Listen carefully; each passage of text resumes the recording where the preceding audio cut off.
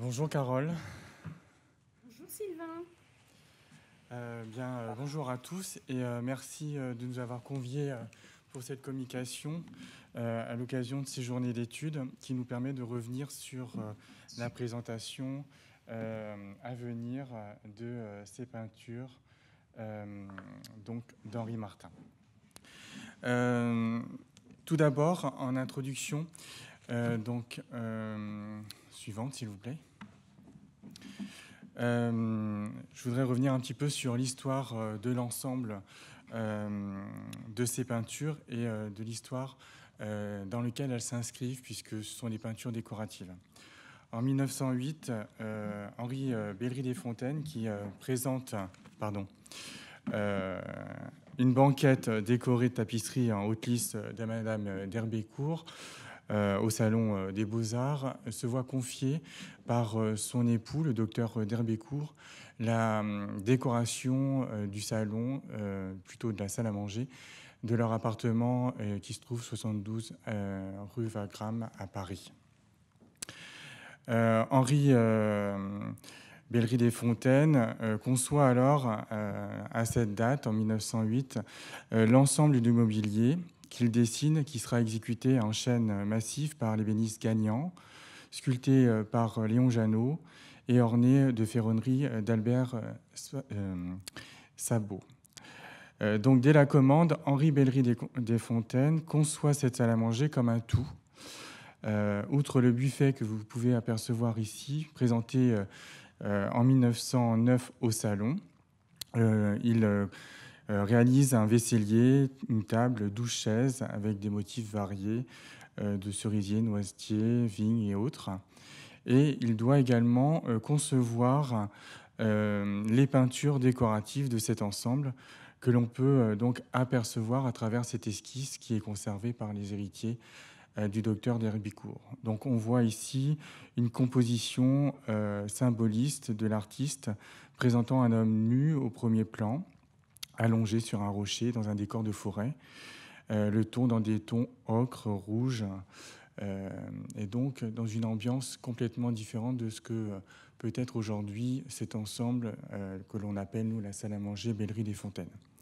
Pourquoi en octobre 1909, malheureusement, Henri Bellerive-Desfontaines décède subitement d'une fièvre typhoïde qu'il a contractée malencontreusement en mangeant des huîtres chez un autre de ses mécènes, le docteur Tessier. Donc, on est à peine un an après la commande, ce qui pose quelques problèmes. Les premiers meubles sont exposés lors de l'expo rétrospective qui lui est dédiée au Salon des décorateurs en 1910. Henri Rapin, quant à lui, qui s'était vu confier dans cet appartement le décor du salon, et notamment, achève les boiseries et la porte qui comporte un vitrail. Donc là, on peut peut-être passer donc on la verra par la suite. Donc d'un vitrail au décor de capucine orange et feuilles vertes. Et c'est Henri Martin qui est chargé d'exécuter un nouvel ensemble décoratif composé de 4 panneaux en lieu et place des œuvres projetées par Henri Bellerive-Desfontaines. Il s'agit donc de paysages méditerranéens traités dans une touche post-impressionniste qui présente, alors vous voyez ici inscrit dans la salle à manger, le déjeuner champêtre en fond à l'arrière du vaisselier, la traite de la chèvre sur la partie à gauche de la cheminée et les fiancés. Le 4e panneau que l'on peut voir sur la vue suivante est donc sur notre gauche et elle représente un paysage en bord de mer. Les photos que vous venez de voir sont celles qui sont publiées en 1911 dans un article d'Henri Bidou, L'art décoratif à la Société nationale des artistes français, dans la revue Art et décoration, alors que l'ensemble du décor d'Henri Martin est achevé. C'est en 1934 que ce décor, qui donc est dans la salle à manger du docteur d'Herbécourt, et c'est donc dans ces décors qu'il a commandé en 1908 à Henri Rapin et à Henri Bellerive-Desfontaines qu'il décède le 23 janvier donc 1934. Néanmoins, 2 ans après sa disparition, le décor de la salle à manger est démonté et transporté dans une villa familiale située à Saint-Quay-Portieux, en Côte d'Armor. Ce décor, plusieurs hypothèses, soit que l'appartement est vendu par la famille, soit au contraire, les héritiers souhaitent renouveler le décor de cette salle à manger qui peut-être est un peu passé de mode. Et malgré tout, ils souhaitent conserver cet ensemble qui présente un petit peu tout le lien affectif qu'il y a pu y avoir entre le docteur d'Herbicourt et l'ensemble des artistes qui ont contribué à ces décors, puisque ce sont un cercle d'amis artistes qu'il a conviés pour orner son appartement donc, de la rue Wagram.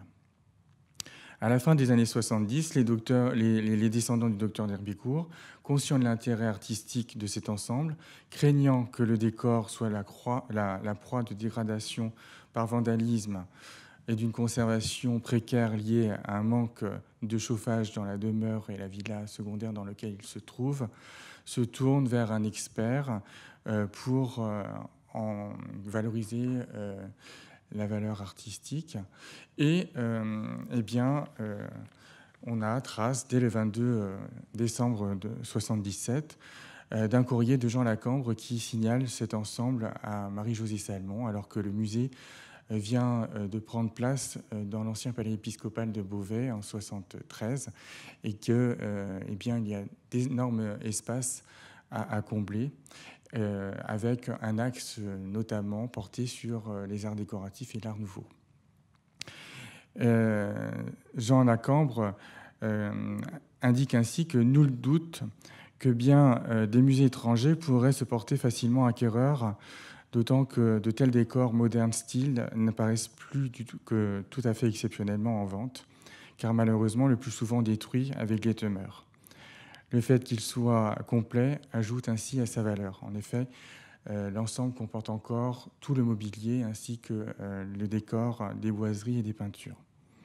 Dès le lendemain matin, Marie-Josée Salmon prend sa plus belle écriture et écrit au préfet pour que nous puissions en faire l'acquisition, puisqu'elle est vendue pour la somme de 190 000 francs, somme que n'avait pas budgétée le département pour les acquisitions du musée l'année suivante. Néanmoins, l'achat a lieu par l'Assemblée départementale le 7 février 1978 par la mise en place de crédits supplémentaires alloués à cet achat. Le 23 mars 1978, M. Arisoli écrit à Marie-Josée Salmon que les devis de démontage des boiseries est déjà prêt. Suivant. On voit ainsi Marie-Josée Salmon à Saint-Quay-Portieux en mai 1978 dans le décor qui a été donc reposé dans cette villa secondaire.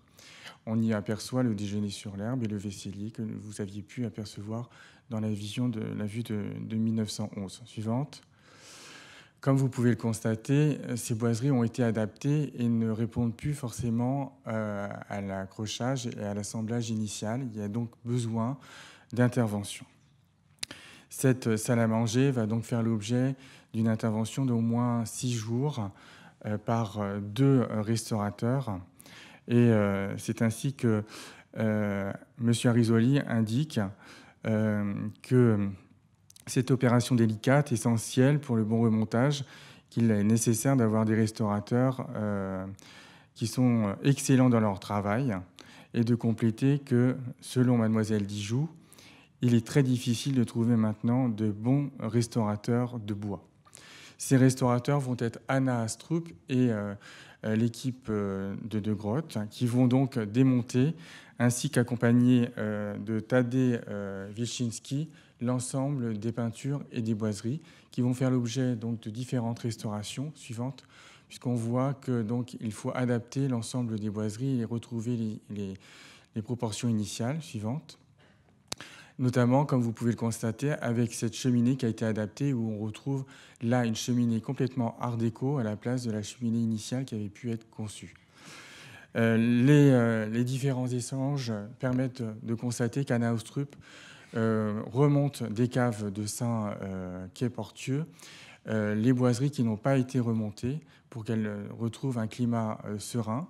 Et enfin, pouvoir suivante. Donc on voit toujours d'autres vues. Là, avec la peinture du décor au bord de mer, suivante, pour établir enfin un plan qui va servir de remontage et de restauration de l'ensemble des boiseries qui va donc remonter pour l'ouverture en 81. On voit ici le plan avec la cheminée telle qu'elle était à l'origine et l'ensemble des panneaux. Suivant. C'est ainsi qu'en 81, on voit la salle à manger restituée dans le parcours de visite.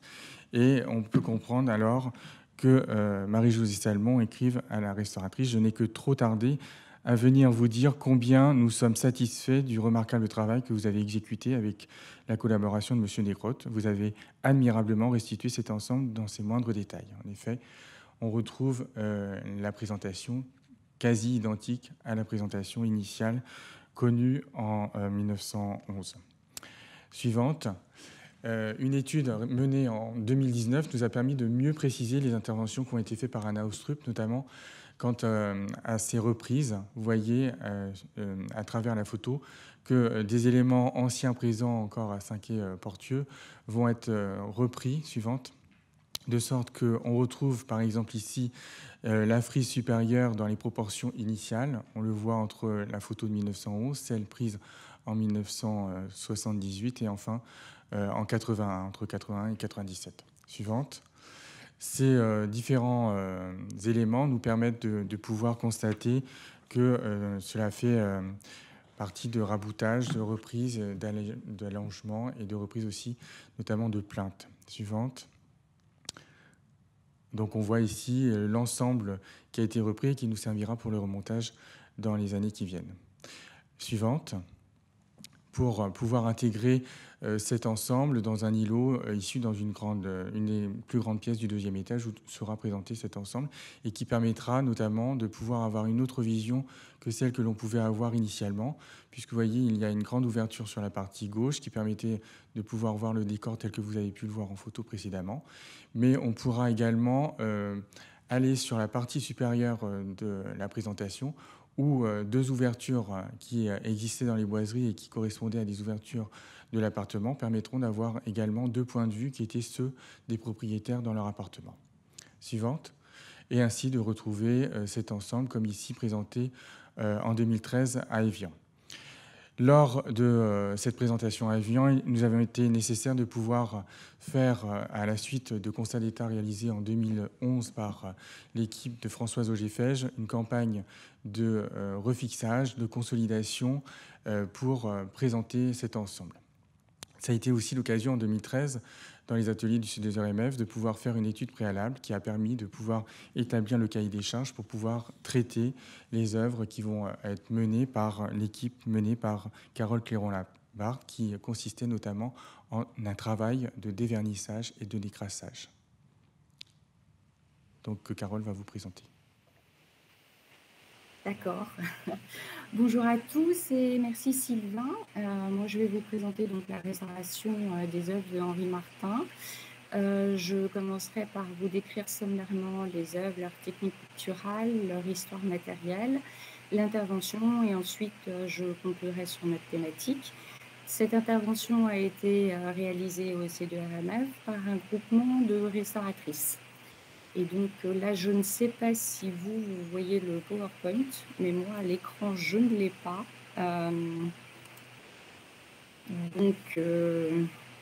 Bon, bah, je vais enchaîner.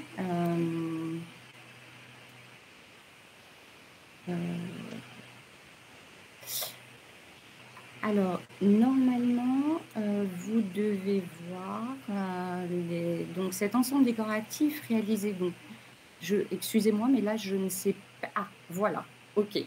Donc, suivante. Cet ensemble décoratif réalisé en 1911 est composé de 4 peintures à l'huile sur toile montées sur châssis. 2 d'entre elles sont de format carré, la chèvre et les fiancés, qui mesurent respectivement 1,98 m par 1,90 m. Excusez-moi, Oui, c'est oui. Jules Baraban, à l'appareil. Bonjour Gilles. Je voulais savoir si vous aviez envoyé votre PowerPoint. Tout à fait. D'accord. Donc on va voir. Voilà.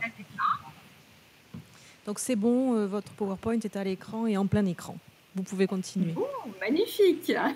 Désolée de ne pas être présente avec vous. Donc normalement, vous devez être avec la vue des fiancés et de la chèvre. C'est tout à fait ça. Parfait. Super. Donc suivante.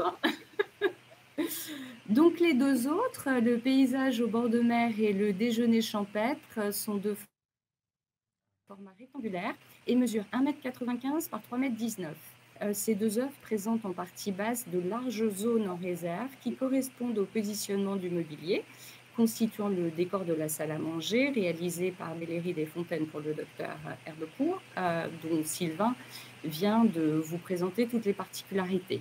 Suivante. Sur les zones en réserve de ces deux grands formats, on peut voir des jutages et des coulures, mais aussi des touches de couleur frottées, essuyées, appliquées au pinceau et au doigt. Suivante. La préparation est blanche, industrielle, mais une teinte grise est observée sur les coulures, à la jonction entre la matière et les zones en réserve, ainsi que sur les champs des œuvres. Suivante. Toutes les œuvres ont des perforations sur leur pourtour qui traversent la couche picturale, la toile et le châssis. Certaines d'entre elles ont été anciennement comblées avec un enduit. Elles correspondent au montage dans les boiseries qui les enserraient. La photo centrale représente le bord latéral senestre du paysage au bord de mer. Vous pouvez voir sur ce bord une bande de teintes différentes qui était cachée sous la boiserie et qui montre le travail de superposition de touches de l'artiste. Il est probable que ces touches aient été ajoutées par Henri Martin alors que l'œuvre était déjà insérée dans la boiserie. Quant à la dernière photo, elle correspond à un repentir. Vous pouvez observer au-dessus de la branche une forme triangulaire, un bateau qui a été recouvert d'une teinte bleue. Très peu de repentirs ont été constatés sur les œuvres et ils portent tous sur des bateaux. Suivante. La matière est épaisse, en pâte, avec des empâtements importants qui se superposent. Dans ces empâtements, de nombreuses teintes non mélangées sont visibles.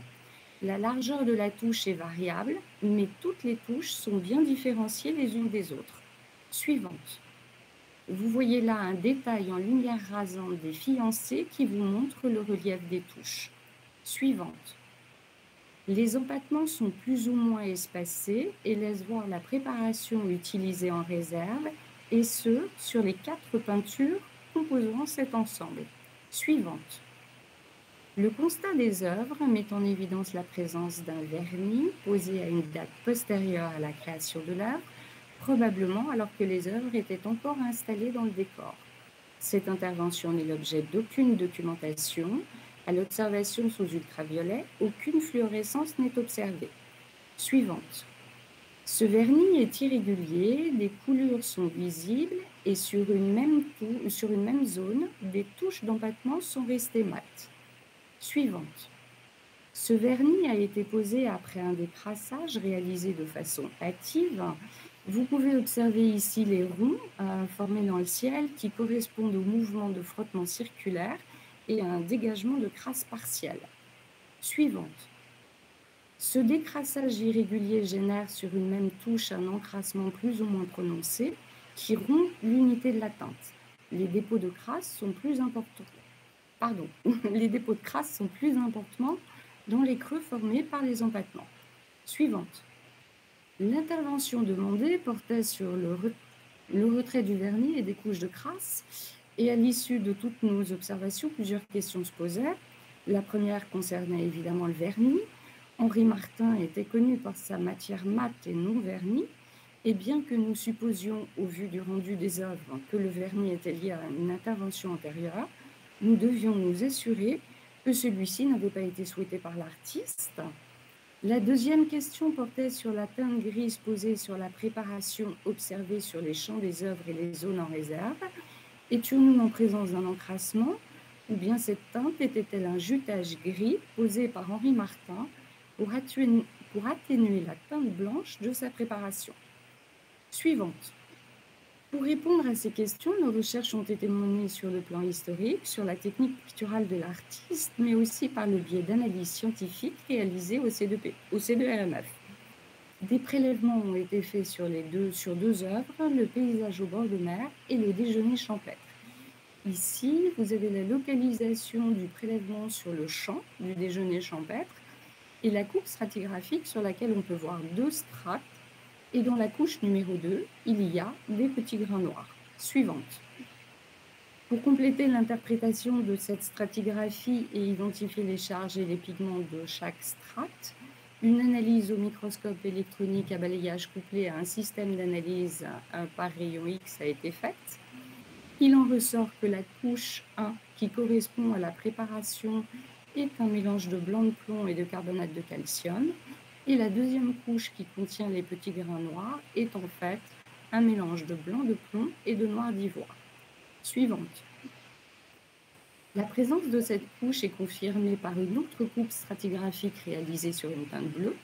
Et là encore, vous voyez la couche numéro 2, qui est bien appliquée sur la préparation, même sous une touche de couleur. On peut donc en déduire qu'Henri Martin a bien appliqué un jus, un badigeon teinté, légèrement gris pour casser la teinte blanche de sa préparation. Compte tenu de l'observation des 4 œuvres, il a été déduit que cette couche existait bien sur toutes les œuvres de la série. Suivante. Une autre information a été mise en évidence par les coupes stratigraphiques sur la manière de peindre d'Henri Martin. Nous avons évoqué le côté non mélangé des teintes dans une couche, et vous voyez ici sur les coupes stratigraphiques les strates de couleurs se superposaient. L'artiste prélevait différentes teintes sur sa palette et les appliquait sur la toile sans les avoir mélangées au préalable. Suivante. Nous cherchions également des informations sur le vernis et sa résine constitutive. Des prélèvements sur la chèvre et les fiancés ont été réalisés à l'aide de coton imbibé d'éthanol. À partir de ces cotons, des extractions ont été réalisées avec le même solvant pour obtenir des prélèvements sous forme de film après évaporation complète de la solution. Et vous voyez là les spectres obtenus par leurs analyses. Suivant. La comparaison avec une base de données a permis de déterminer la résine, une résine cétonique. Ces résines sont apparues sur le marché dans les années 1960. Il n'y avait donc plus aucun doute sur l'ajout de cette couche postérieurement à la réalisation des peintures. Suivante. Le protocole de nettoyage a alors été établi basé sur la méthodologie Cremonesi. Après réalisation des tests, il s'est avéré que la crasse sous-jacente n'était que partiellement mêlée au vernis et qu'un autre protocole pour le dégagement de celle-ci devait être réalisé. Suivante. Des mesures de pH et de conductivité ont été faites sur toutes les œuvres afin d'obtenir une moyenne. Et une solution de décrassage et de rinçage adaptée aux particularités des œuvres mises au point. Plusieurs modes d'intervention ont été testés, mais finalement, c'est le bâtonnet coton qui a été retenu car c'est le mode qui permettait d'aller chercher le mieux le vernis et la crasse dans le creux des empattements. Suivante. Vous voyez là le retrait du vernis et un témoin de vernis. Son oxydation était variable, ce qui correspondait en fait à son irrégularité dans son application. Suivante. Et là, la même zone avant et après décrassage, on constate à quel point la crasse ternissait les couleurs. Suivante. Et voilà un détail sur une touche du décrassage. Au cours du travail, il s'est avéré que dans de nombreux empattements, le vernis avait migré sous la crasse, nécessitant des reprises partielles de dévernissage dans certaines touches. Suivante. Voilà une des œuvres de la série, le paysage au bord de mer. Après intervention, une fois le décrassage et le dévernissage réalisés, naturellement, ces œuvres n'ont pas été revernies. Suivante. Notre thématique a retrouvé la matière originale. Le diagnostic posé sur les œuvres grâce aux constats et aux analyses nous a permis de déterminer avec certitude que le vernis était bien postérieur à la réalisation des peintures. Celui-ci et la crasse ont pu être dégagés tout en respectant la matière originale. Alors, oui, nous nous sommes rapprochés de la matière originale. Mais bien évidemment, cette matière s'est modifiée avec le temps. Nous nous sommes donc approchés d'un état plus fidèle à celui souhaité par l'artiste, puisque ces peintures avaient été dénaturées esthétiquement par l'intervention antérieure. Alors, cette pratique de vernir des œuvres non vernies est souvent liée à un désir de conservation, car la couche de vernis a un rôle protecteur. Néanmoins, en faisant ça, on modifie la saturation des teintes et on compromet l'équilibre recherché par l'artiste. On va donc à l'encontre de sa recherche picturale. Dans le cas des Henri Martin, ces actions ont un impact sur leur conservation, puisque les œuvres ont subi plusieurs modifications d'état, passant d'un état non verni à un état verni, puis à nouveau non verni. Suivante. Je conclurai sur cette notion de réversibilité ou retraitabilité. Nous avons là une définition de la réversibilité. Réversibilité, oui, car nous avons pu dégager les couches, mais cette réversibilité est partielle car le vernis migre en profondeur au sein de la matière et une fraction de celui-ci reste au sein de la structure interne. Donc son annulation reste partielle. Néanmoins, tout le travail réalisé entre la restauration et le musée pour toute cette présentation et remise en état de décor tel qu'il avait été conçu à l'origine nous approche de la notion de retraitabilité. Suivante. Je tiens à remercier ici tous les participants à cette intervention, naturellement le MUDO, le C2RMF, mais également le groupement qui a participé à cette restauration, les restauratrices, Émilie Faust, Clémentine Monnoyeur, Lucia Trancino, Audrey Marco et Claire Le Fleuriot. Merci de votre attention. Merci beaucoup.